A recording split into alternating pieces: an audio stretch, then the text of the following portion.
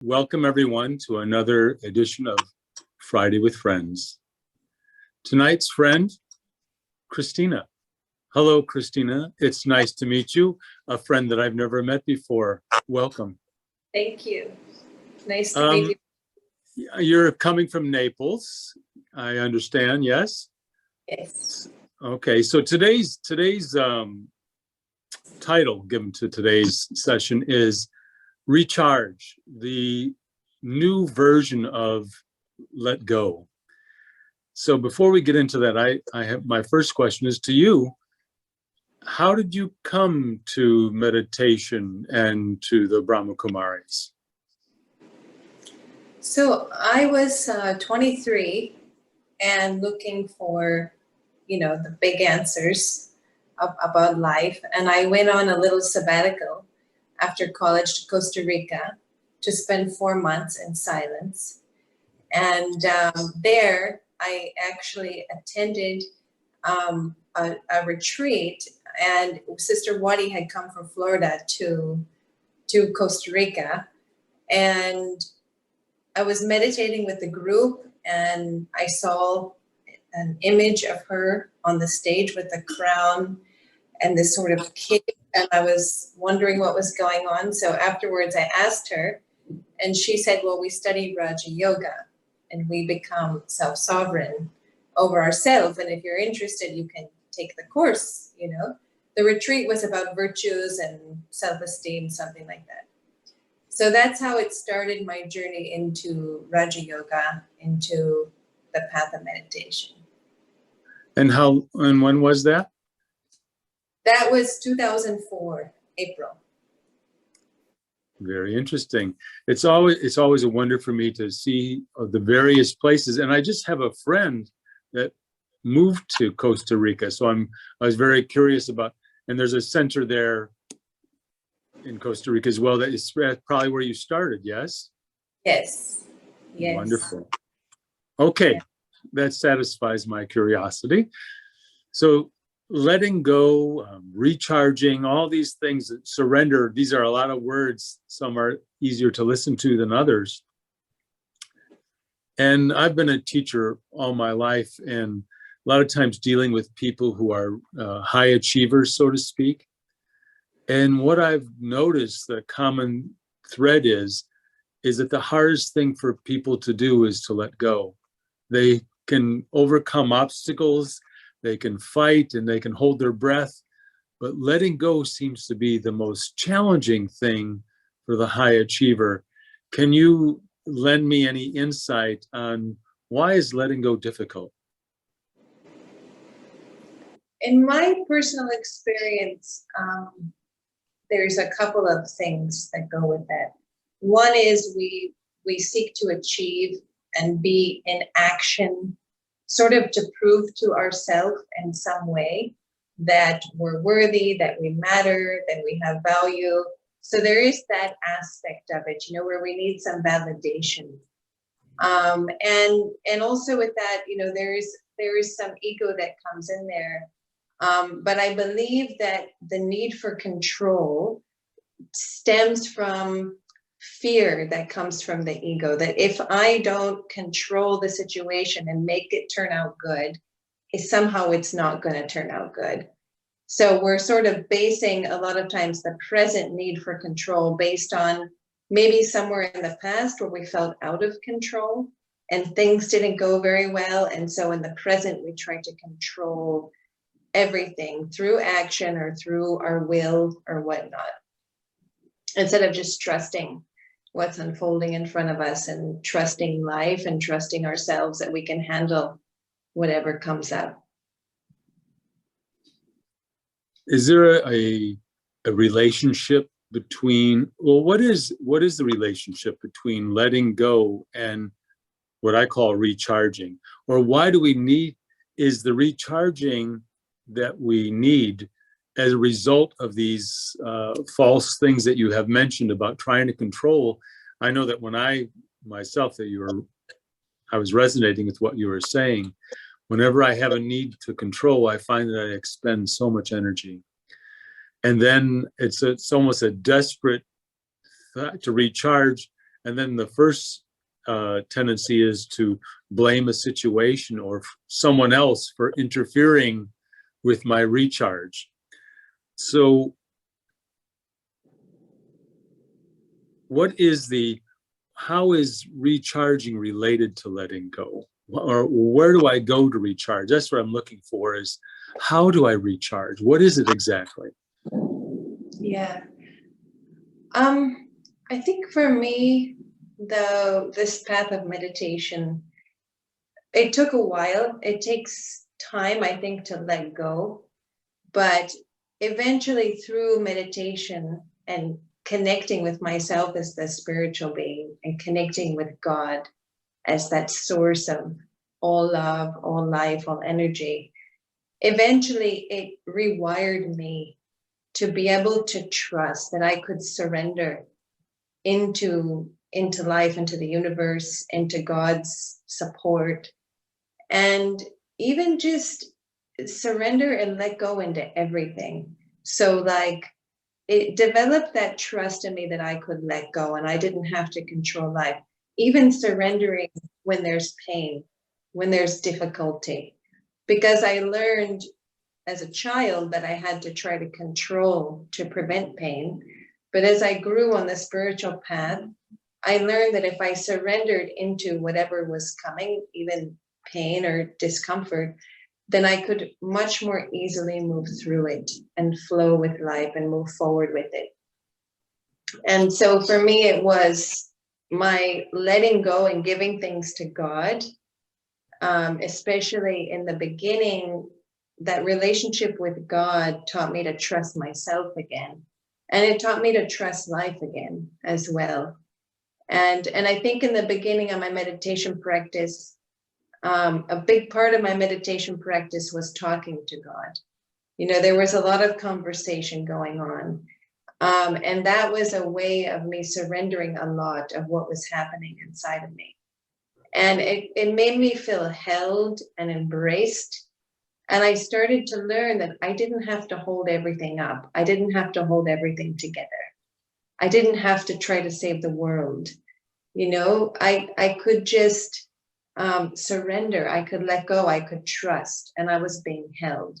And eventually that place of going to surrender and let go to God, it turned into my whole life, that I felt I could surrender to the whole of existence and that I was being held in that too. And I think that's because God was there with me, holding my hand. I learned to walk in that trust, little by little. You know, you've mentioned trust and control, and really it's kind of an ego that it makes me think that it's my ego that I'm letting go of. And even though my desires may be pure, that's the feeling I'm getting from you, is that your desires were always pure for the good of yourself and for the good of those in your life and for the good of mankind. You were trying to control to make that happen, but you realized that it didn't work this way, that there must be another way. So you're plugging in, you say, plugging into God. Okay, that's a concept for many people of what that is. But in a practical terms, would you say there's a relationship between recharging and silence? Yes, for sure. I think the pandemic is a great example of that. You know, a lot of us physically were cut off from the ordinary, interactions and activities we would do. And I think it created a lot of silence in our life, a lot of space that wasn't there before. And I think for a lot of people, it gave us a necessary time we needed to have less activity, more quiet time. And that recharged us, right? And hopefully is teaching us to have more balance between quiet time and action time. And it's the same thing, I think, for the soul. Like when we go deep into silence inside and the mind can become still and calm and quiet, it's like a rest for the soul. It doesn't have to keep plotting, planning, figuring things out. It can just be still. And I think that's where meditation definitely, in silence, I think we reboot and recharge. And I think it's also easy in that space to connect with the divine energy and just surrender into that for a little while. And whatever it is, however we can frame it in our mind, that we can find a place to sort of surrender into, like, what is that place that embraces us, where we can just let go like a mother's lap? And for some people, that's God. For some people, they might think of the universe, or a big orb of light, but somewhere they can just be, where they don't have to figure life out, and they can just be embraced in that space. Thank you for that. It's, speaking about the pandemic, that was kind of like a silence too, wasn't it? That I found that I've been on this path a while, and I continue to find new ways to experience silence more quickly.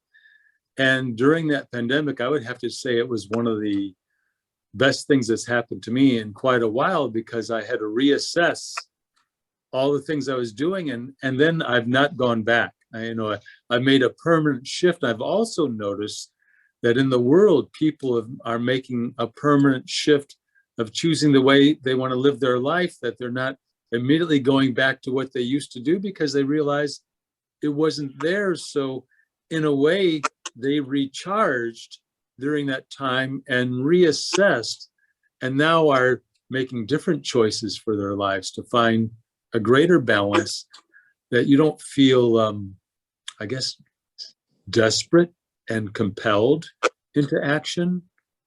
I don't know. What do you think? It's like we were all put in timeout.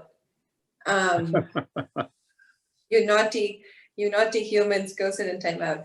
But I think, I think that being like physically quarantined inside is a really good way for us to see that we used to be probably a lot of people more on the side of being extrovert in terms of being in action. And this is a really good way to also look at the soul. We need at least equal time inside in our own inner space of the soul, as much as we need to be in communication, in contact with people, because our own soul has so much in it that wants to be experienced. And if I'm constantly being pulled out, I can't connect with those deeper aspects of myself and the places that want to grow. So I think that quarantine physically is a good way for us to think about, oh yes, I also need that inner space inside. Even if I live with people, I have to make time to go inside, to meditate, to sort of quarantine the soul away from external energy, external influences. At least for me, I need at least 50-50. Well, since you said that, I've been thinking about it. Wow, that is quite a change in dynamics. That, again, the accomplishing thing is about external energy, isn't it? And this introversion, the word that came up for me while you were speaking was, I need to spend more time being introverted. And isn't that really what recharging is? I'm plugging into this inner source, and I don't even have to be connected close to the source. I mean, it's far away, in the same way that people say that I'm connecting yoga, I'm connecting to God or a divine source. The distance or anything doesn't matter. But in order to do that, how quiet I have to become. I'm amazed by, even now, by how quiet I have to be in order to recharge totally. I was thinking it's like a sponge, that a sponge absorbs best when it's totally still, and any movement causes some wastage to take place. So at least I can work at that level, that I could be quiet once I see the benefit. So that's the thing, is how my loved ones, you want to get across your experiences to your loved ones, and they have to know that there's benefit in doing it, and it's not just something that they should be doing. Like, how many times do you hear that, oh yeah, I should do this, I should do that, but you don't do it because it doesn't give you enough tangible, tasteful benefit. But once I realized that, I'm right now just talking with you for a few minutes, I want to experience silence so that I can recharge. Right. Yeah, and we don't all get to live with another yogi, or we don't all get to, the people in our house aren't all practicing that balance.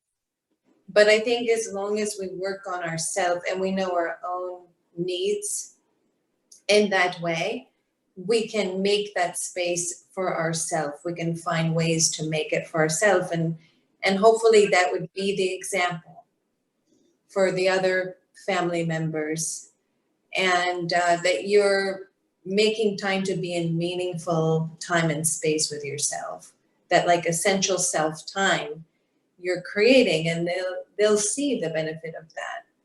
I think that's it. The tangible benefit is visible in my practice of life, in my actions. And so I'm able to be a better family member. I'm able to be a better friend because I'm taking this time. And I guess that's why yogis traditionally wake up so early, is that so their, what you call their self time, doesn't interfere with duties. So is there there's so many paths that people talk about of the way to find this. What are some of the better qualities? I don't even, that's how I want to say it. Not all qualities of recharging are the same. I could plug into a D battery, or I could plug into a solar panel, or I can plug into a grid. How do you know what to plug into?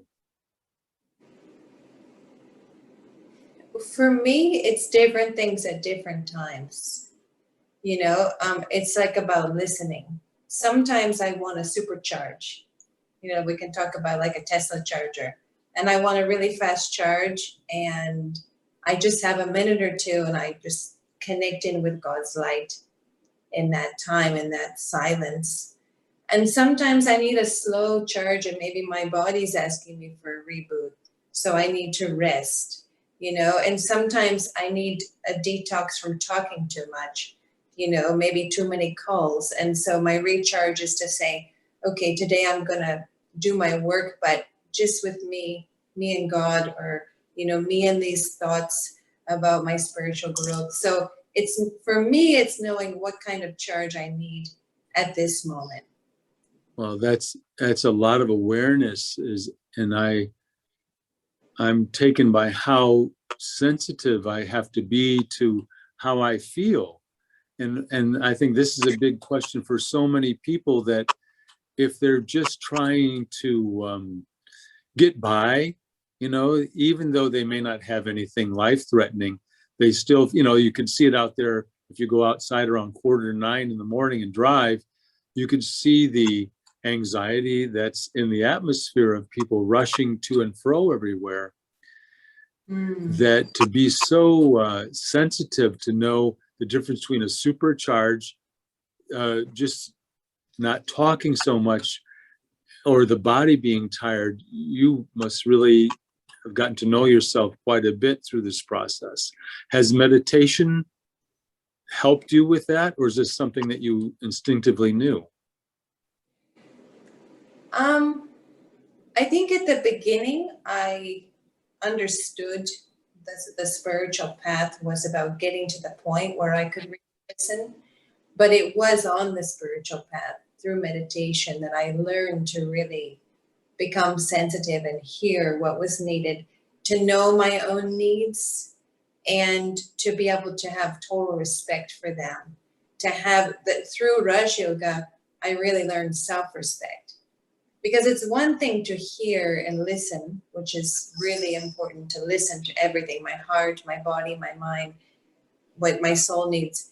The other thing is to have honor it and have that respect for it, and to know that I'm worthy of those things. And Raj Yoga really increased my sense of worthiness, my sense of value for myself as a soul, as a being. So that when I heard something, I started to listen more and more and more. I think you just hit upon what the ultimate recharge is to rediscover my own self-respect, because the immediate feeling I get from you is that you've always cared about others. You've always wanted to save the world, so to speak. But the new angle on it is to be empowered with the vision of yourself, that to know that you are, as you started right off by saying, learn to be self-sovereign. That's really it. So that's what my recharging is. If I want to boil it down to just I'm recharging my own sense of self more than anything else, and everything else will come of that. See, I could just tell by the way that your eyes are lighting up listening, is that's what it is the sense of self. So for the last few minutes we have remaining, what would you address to anyone who might be listening who's struggling with the same type of things, the value of this recharge and how to do it, and etc.? So I think the thing I learned the most is you have to save yourself first before you can save anyone else.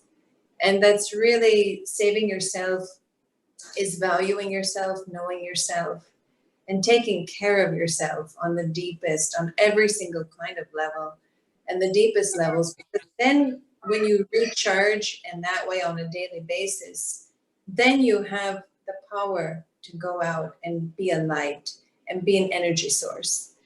And it's, that whole put your mask on first analogy. Yeah, that's really it. Everything you need to learn, you get on that little talk on the airplane. you have to be able to breathe first. It's really simple, and I think in my desire to be as the best I can be, I've made it difficult, and it really never was difficult. It's like the queen who lost her crown and then she found it was on her head. It's that same idea. Yeah. Okay. That. Pardon me? You're not alone in that. I think a lot of us put so much effort into trying to be the best self. And later we realize, oh, I'm already here. And I just have to value who and what I am and nurture it and then share it. And it's, you don't have to become something, but you're already that. That's so true. That's so true. It's like there's static. To relate it to recharging, if you use that same metaphor, a recharge is direct, and I have that connection. I'm on that frequency that I need to be on, but there's also some fine tuning, and I just have to remove the static that's out there and make a more direct connection.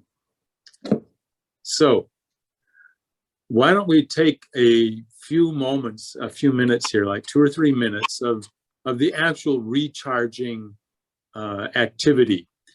And why don't you share with us maybe some charging words that could help those of us who may say, how do I do it? How do I do it?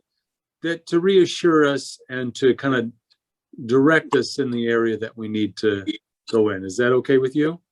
Yes. There's so many ways to do it, to meditate, as obviously you do this, this conversation is there every week, and there's so many different ways to do it. So today we'll practice one of those many ways. Very good.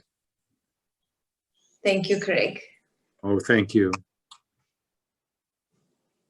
So sitting quietly, bring your attention to your breath. Nice deep breaths into your belly. Letting your breath ebb and flow naturally.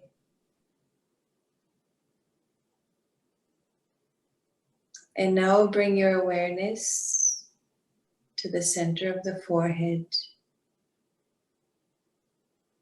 where you, the being of light,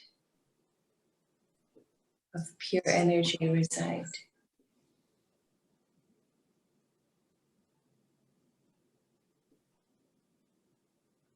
And in this space, it's easy to remember that you, the light, are a child of the source of light.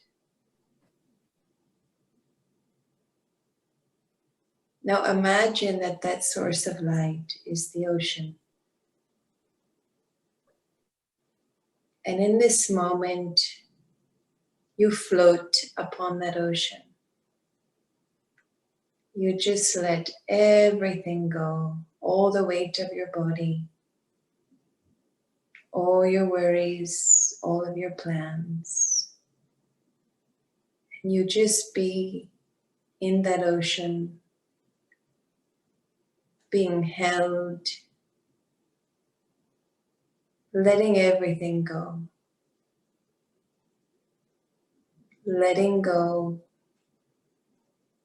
of any cares or concerns as to where you're floating. Just be held in this space. Let this ocean take you. Let this peace enter each cell of the body. Let the waves of this light wash over you.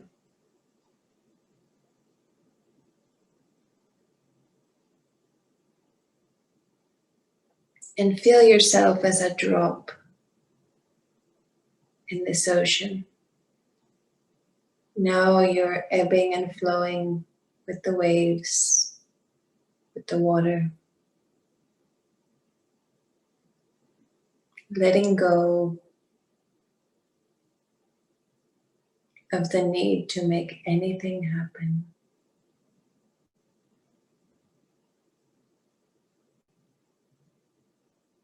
And in this space, you realize that I am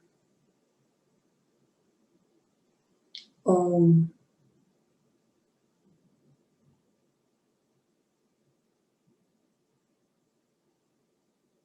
And stay with this freedom.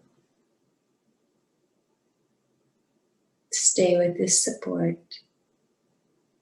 And just flow. Om Shanti. Thank you very much.